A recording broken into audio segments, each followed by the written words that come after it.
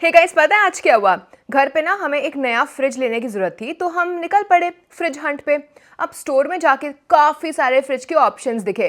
कोई side by side door था, कोई एक्स्ट्रा स्पेशियस था, किसी में ज्यादा शेल्फ्स थी और कुछ में यूनिक कूलिंग ऑप्शंस दिए गए थे। अब हम तो काफी कंफ्यूज हो गए कि कौन सा फ्रिज लेना चाहिए। सभी का अपना एक यूनिक फीचर था और हर एक अपनी अलग प्रॉब्लम को सॉल्व कर रहा था। तो अब कैसे डिसाइड करते? आप सोच रहे होंगे, अग्र का पहले से सोचना चाहिए था ना कि किस फीचर की जरूरत थी। बिल्कुल सही। बस ये जो फ्रिज का केस था, मुझे ये आइडिया आया कि फैक्टर फंड्स भी तो कुछ ऐसे होते हैं। जैसे हर फ्रिज में एक यूनिक फीचर होता है, वैसे ही फैक्टर फंड्स में भी हर फंड का अपना एक यूनिक एट्रीब्यूट होता है, जैसे ग्रोथ, वैल्यू, मोमेंटम और भी काफी चीजें। तो ये फैक्टर फंड्स क्या होते हैं और क्या सबको इन्हें कंसिडर करना भी चाहिए? चलिए पता करते हैं आज की वीडियो में। लेकिन इसके पहले लाइक बटन को दबा दीजिए और हमारे चैनल को सब्सक्राइब भी कर लीजिए, ताकि हमारे सारे इंफॉर्मेशनल कंटेंट पर आप अपडेटेड रह सको। और याद रहे, ये वीडियो सिर्फ एजुकेशनल पर्पसेस के लिए ही है, फाइनेंशियल एडवाइस नहीं है। चलो टॉपिक पे आते हैं।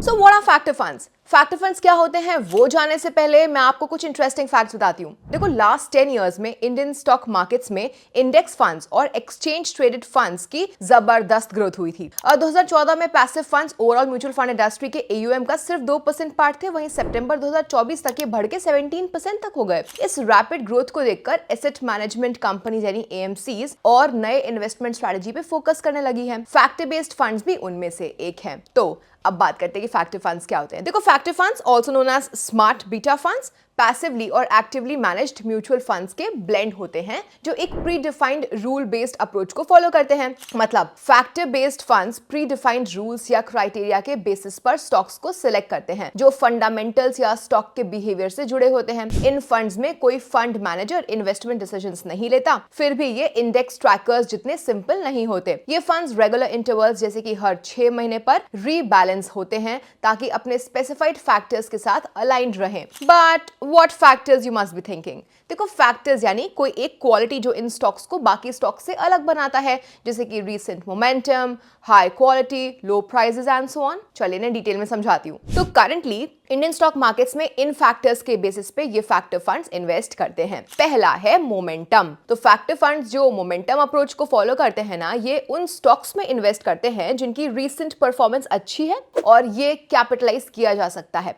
मतलब ये उन स्टॉक्स की टेंडेंसी का फायदा उठाते हैं जो पास्ट में अच्छा परफॉर्म कर चुके हैं और नियर टर्म में भी वैसे ही परफॉर्म करने की संभावना रखते हैं। दूसरा फैक्टर है वैल्यू। तो फैक्टर फंड्स जो वैल्यू अप्रोच को फॉलो करते हैं, वो उन स्टॉक्स को आइडेंटिफाई करते हैं जो अपनी इंट्रिंसिक वैल्यू या फंडामेंटल एट्रीब्यूट्स के मुकाबले अंडर वैल्यूड होते हो, और ये उम्मीद होती है कि वो फ्यूचर में ज्यादा अच्छा परफॉर्म कर सकते हैं। तीसरा फैक्टर क्वालिटी। सो फैक्टर फंड्स जो क्वालिटी अप्रोच फॉलो करते हैं ना, वो कंपनीज की क्वालिटी को उनके स्ट्रॉन्ग बैलेंस शीट्स, प्रॉफिटेबिलिटी और कम लेवरेज यानी कि कम डेट से जज करते हैं और उन क्वालिटी स्टॉक्स में इन्वेस्ट करते हैं। चौथा है लो वोलेटिलिटी। तो फैक्टर फंड्स जो लो वोलेटिलिटी अप्रोच को फॉलो करते हैं, ये उन स्टॉक्स पे फोकस करते हैं जिनमें प्राइस स्विंग्स कम होते हो, तो मार्केट फ्लक्चुएशंस के वक्त ये रिलेटिवली स्टेबल रहते हैं। फाइनल बात करते हैं ग्रोथ फैक्टर की। सो ग्रोथ फैक्टर फंड्स उन स्टॉक्स में इन्वेस्ट करते हैं जो हाई अर्निंग्स या रेवेन्यू ग्रोथ पोटेंशियल दिखाते हैं और जिसमें अबव एवरेज ग्रोथ की उम्मीद होती हो। पर क्या ये फैक्टर्स कंबाइन भी किए जा सकते हैं?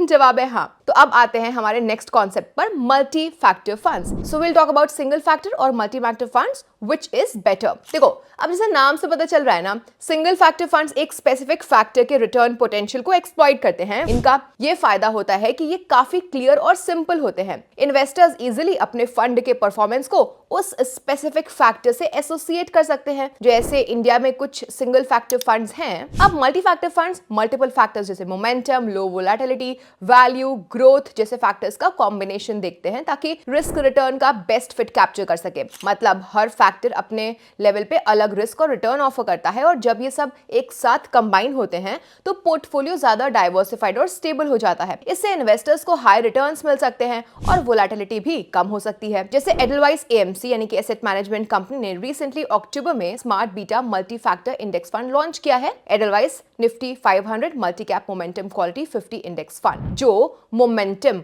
और क्वालिटी फैक्टर्स को कंबाइन करता है। कोई भी सिंगल फैक्टर में इन्वेस्ट करके आप लॉन्ग टर्म में तो अच्छी परफॉर्मेंस एक्सपेक्ट कर सकते हो, पर शॉर्ट टर्म में परफॉर्मेंस काफी फ्लक्चुएट कर सकती है, जिसके लिए आप मल्टी फैक्टर फंड्स कंसीडर कर सकते हो, क्योंकि इन फंड्स से रिस्क रिड्यूस हो जाती है। जैसे मोमेंटम और लो वोलेटिलिटी का कॉम्बिनेशन एक अच्छी स्ट्रेटजी हो सकती है, क्योंकि लो वोलेटिलिटी बेयर मार्केट्स में मोमेंटम स्ट्रेटजी के डाउनसाइड रिस्क को कम कर सकती है। But now the question is, क्या इन फैक्टर फंड्स की परफॉर्मेंस बेंचमार्क से बेटर है? वेल, एक स्टडी ने इस मोमेंटम और वैल्यू फैक्टर के कॉम्बिनेशन को एवरेज लार्ज कैप फंड्स के परफॉर्मेंस और निफ्टी 50 इंडेक्स के रिटर्न से कंपेयर किया, और देखो जरा, मोमेंटम वैल्यू कॉम्बिनेशन का एवरेज रिटर्न 21.2% आया, जबकि लार्ज कैप फंड्स का 16.6%, निफ्टी 50 का 16.4%। इस स्टडी ने दो फैक्टर्स यानी कि मोमेंटम और वैल्यू को कंबाइन करके परफॉर्मेंस एनालाइज किया। पर आपको फैक्टर फंड्स में क्यों इन्वेस्ट करना चाहिए, चलिए देखते हैं। So here we talking about the benefit of factor funds. पहला, डाइवर्सिफिकेशन। तो क्योंकि फैक्टर फंड्स स्पेसिफिक फैक्टर्स को टारगेट करते हैं, जैसे वैल्यू, ग्रोथ, क्वालिटी, मोमेंटम और लो वोलेटिलिटी, ये ट्रेडिशनल स्टॉक मार्केट इंडाइसेस से बेहतर डाइवर्सिफिकेशन प्रोवाइड कर सकते हैं। फैक्टर फंड्स अलग अलग फैक्टर्स के बीच इन्वेस्टमेंट्स को स्प्रेड करते हैं,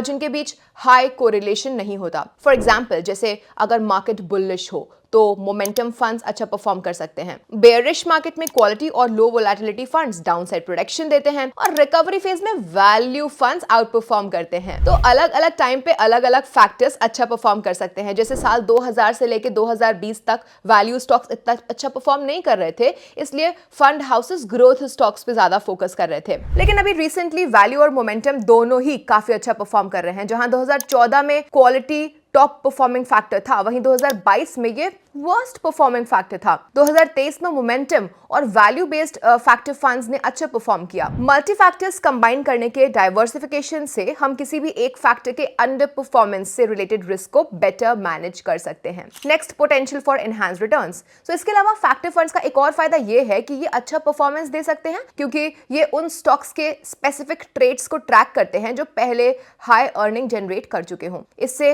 ये मार्केट को आउट परफॉर्म भी कर सकते हैं। जैसे Nifty alpha 50 single factor fund benchmark का 5 ईयर एवरेज रिटर्न 35.35% रहा, जबकि निफ्टी 50 का रिटर्न 16.63% था। तो क्योंकि फैक्टर फंड्स स्टॉक्स होल्ड करते हैं तो इनमें रिस्क एलिमेंट होता ही है, लेकिन अगर आप लॉन्ग टर्म के लिए इन्वेस्ट करते हो तो रिस्क रिड्यूस हो सकता है। पर क्या इंडिया में फैक्टर फंड्स हैं? बिल्कुल हैं। चलिए कुछ फैक्टर फंड्स के रिटर्न्स को देखते हैं। We'll talk about the best factor funds. First, factor funds based on value factor. तो वैल्यू फैक्टर के बेस्ड कुछ फैक्टर फंड्स आपके स्क्रीन पे हैं। Factor funds based on momentum, तो मोमेंटम फैक्टर पे बेस्ड कुछ फैक्टर फंड्स को आप देख सकते हैं। Next, factor funds based on quality, यानी क्वालिटी फैक्टर पे बेस्ड कुछ फैक्टर फंड्स ये हैं। नाउ, लो वोलेटिलिटी फैक्टर के फंड ऑप्शंस कुछ ये हैं।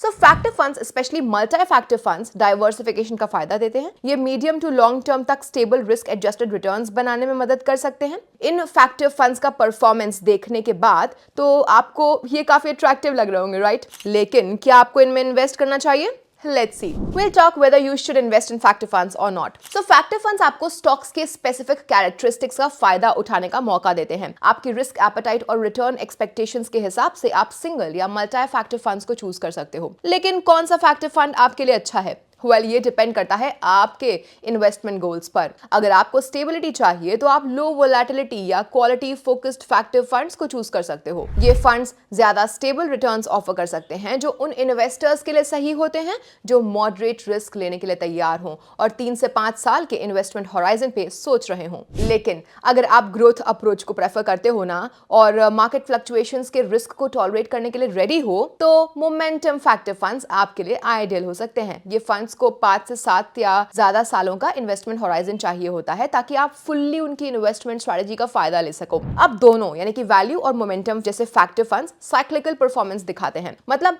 कभी इनका परफॉर्मेंस टॉप पे होता है और कभी नीचे भी। लेकिन अगर आप लॉन्ग टर्म के लिए सोच रहे हो तो कंपाउंडिंग रिटर्न्स से आप अपने पोर्टफोलियो को सिग्निफिकेंट ग्रोथ दे सकते हो। मोमेंटम उन इन्वेस्टर्स के लिए सही हो सकता है जो मार्केट मोमेंटम के साथ हाई परफॉर्मिंग स्टॉक्स से गेन्स कैप्चर करना चाहते हो। वहीं वैल्यू फंड्स उन इन्वेस्टर्स के लिए सही हो सकता है जो इक्विटीज में इन्वेस्ट तो करना चाहते हैं, पर उनका रिस्क एपेटाइट एग्रेसिव इन्वेस्टर्स के मुकाबले लो होता है। तो दोस्तों, अब हम कंक्लूजन पे आ चुके हैं। अब जैसे जैसे फ्रेंड्स पैसिव इन्वेस्टिंग का लैंडस्केप इवॉल्व हो रहा है, वैसे वैसे इन्वेस्टर्स एक एक्टिव और पैसिव इन्वेस्टिंग का ब्लेंड प्रेफर कर रहे हैं। फैक्टिव फंड इन्वेस्टिंग से इन्वेस्टर्स को और ज्यादा ऑप्शंस मिलते हैं अपने इन्वेस्टमेंट स्ट्रेटजीज बनाने के लिए, जो मार्केट डायनामिक्स के चेंजेस को इफेक्टिवली नेविगेट कर सके। अगर आप क्वालिटी, लो वोलेटिलिटी, मोमेंटम और वैल्यू फैक्टर्स को समझ के अपना पोर्टफोलियो कंस्ट्रक्ट करते हैं, तो आप अपने पोर्टफोलियो को मार्केट के डिफरेंट एनवायरनमेंट के हिसाब से बेटर तरीके से नेविगेट कर पाएंगे। फैक्टर इन्वेस्टिंग से इन्वेस्टर्स को अच्छे परफॉर्मेंस और हाई रिस्क मैनेजमेंट की अपॉर्चुनिटीज मिल सकती है, लेकिन इनके साथ एसोसिएटेड है हायर रिस्क्स, जिनको ध्यान में रखते हुए अपने इन्वेस्टमेंट स्ट्रेटजीज और गोल्स को अलाइन करना जरूरी है। सो ये तो हो गई फैक्टिव फंड्स की बात। अब मैं चलिए फिर चूज करने और आप इस वीडियो को लाइक, चैनल को सब्सक्राइब और इसे शेयर जरूर करिएगा। और याद रहे, ये वीडियो सिर्फ एजुकेशनल पर्पसेस के लिए ही है, फाइनेंशियल एडवाइस नहीं है। सो यार, thank you for watching friends. मिलती हूँ आपसे नेक्स्ट वीडियो में, तब तक के लिए bye bye.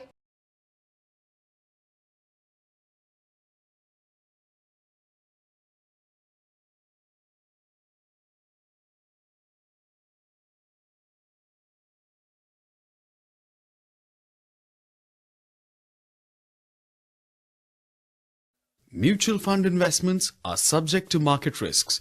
Read all scheme-related documents carefully.